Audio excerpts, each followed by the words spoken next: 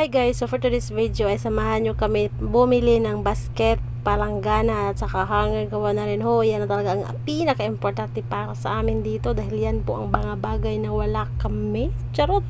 Bukod sa wala na rin kayo ng jowa mo. Ganon talaga yan guys, habang tumatagal kapag lagi ginagamit, nasisira. Kaya ang tiwala ko sa'yo, nasisira na rin. Charot lang. Kaya sinasabi ko sa'yo, huwag kang magtiwala ng basta-basta. Pwede ka naman magtiwala, pero huwag ho talaga yung iubos mo lahat, pati kaluluwa mo. Charot lang. Ganyan ho kasi talaga ako guys, hindi basta-basta magtiwala, lalong-lalo na sa mga tao hindi talaga mapagkatiwalaan. Akala nila napaniwala ka nila, pero sa totoo lang guys, para rin na kasi talaga ako toto. Akala nila naniwala ako, pero sa totoo lang hindi talaga ako naniniwala. Makikita ko sa talaga ng tao. Parang nababasa ko na rin talaga yung pagkatao nila. Akala nila nauuto nila ako, pero sa totoo lang talaga guys, mas nauuto ko pa sila. At sa oras na kato mga guys, tapos na kaming bumili, ay agad na kaming umalis kasi gusto na naman namin ng ibang lugar mapuntahan namin. Kaya sabi ko kasama ko, ingatan niya ako, baka makuha ko sa iba. Ay charot lang. Habang naglalakad kami guys, ay napagod na daw siya. Sabi ko naman sa kanya, magpahinga muna tayo.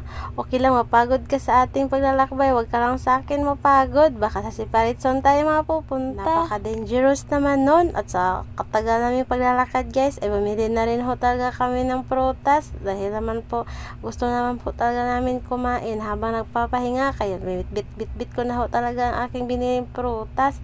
Para pagdating namin doon, kung saan kami uupo o saan kami makapahinga, ay talagang kumakain kami habang pinamasdan namin ang kapaligiran. Naalala ko lang noon guys, nung kabataan ko, hindi ako naglalakbay ng ganito. Sobrang init dahil nga madaming puno ang aking nilalakad kasi bukid yun.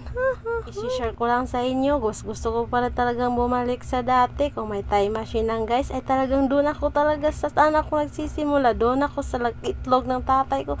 Hindi ako lalabas kahit kayong alam ko lang guys, kung may time machine lang talaga.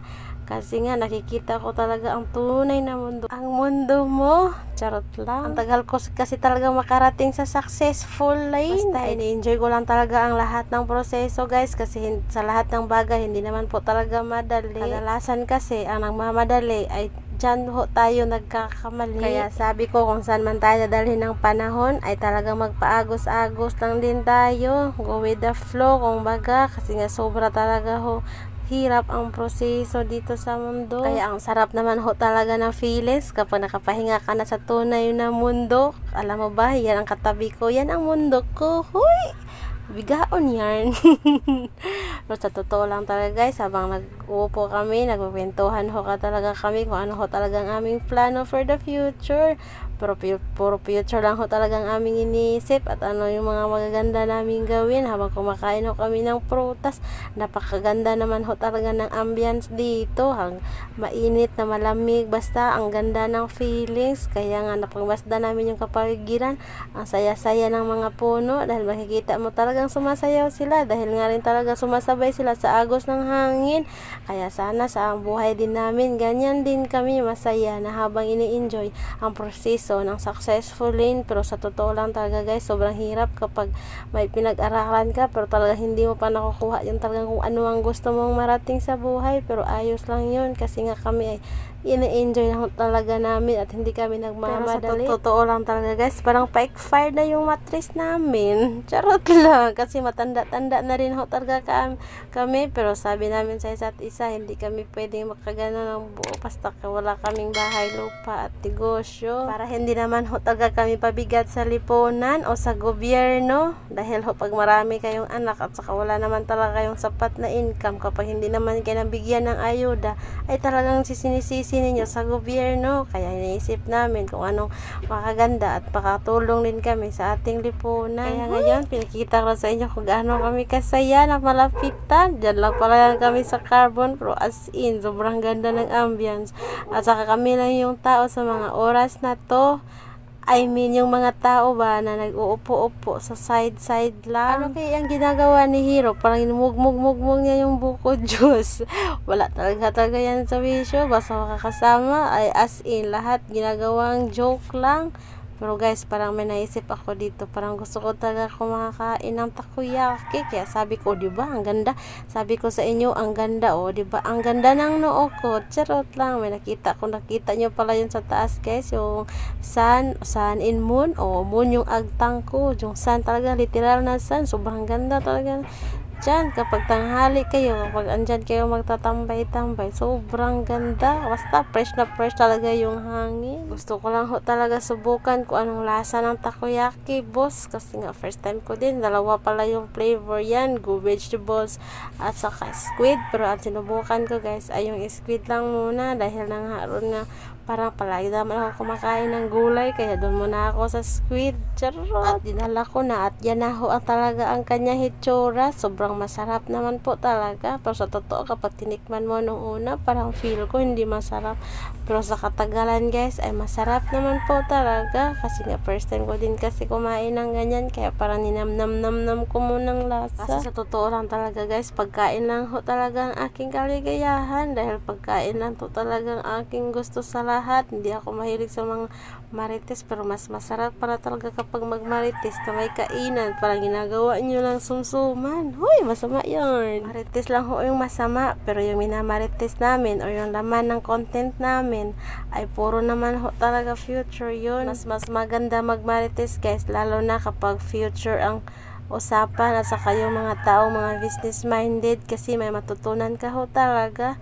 Wag lang ho talaga puro marites at yung mukha na yan yung marites. Wag lang kayo maingay o wag kayo magsumbong sa kanya. At pinatikim ko na ho talaga sa kanya kung ano magugustuhan niya. Pero feeling ko ako yung hindi niya nagustuhan. Hoy, charot lang. Takoyaki yung hindi niya nagustuhan, guys. O, diba? At pagkatapos na nga, guys, ay sobra na namin na-enjoy. Ay talagang nagmimerienda na naman kami sa paborito naming lugar. Baka naman mapopromote or mabrand tayo dyan. Buti na nga, guys, at pumayag siyang makasama sa video ko at makasama sa araw na to.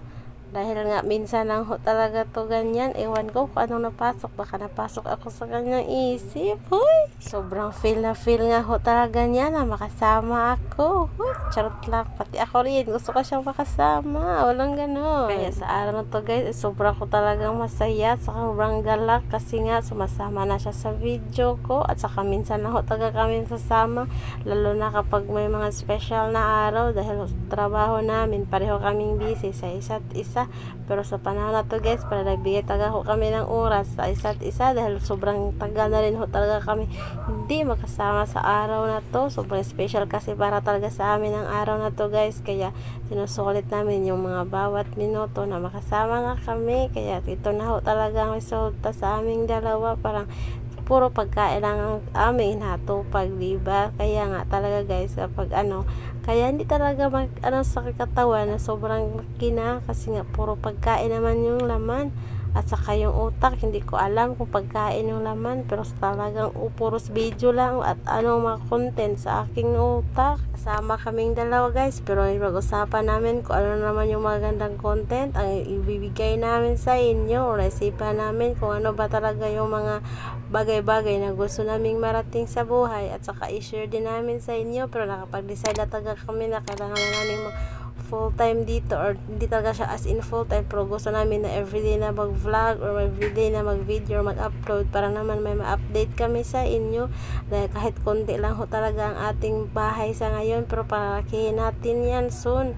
Dahil nga talaga na kaming gusto na namin mag-video. So hanggang dito na lang talaga, guys. See you for the next video. Bye-bye!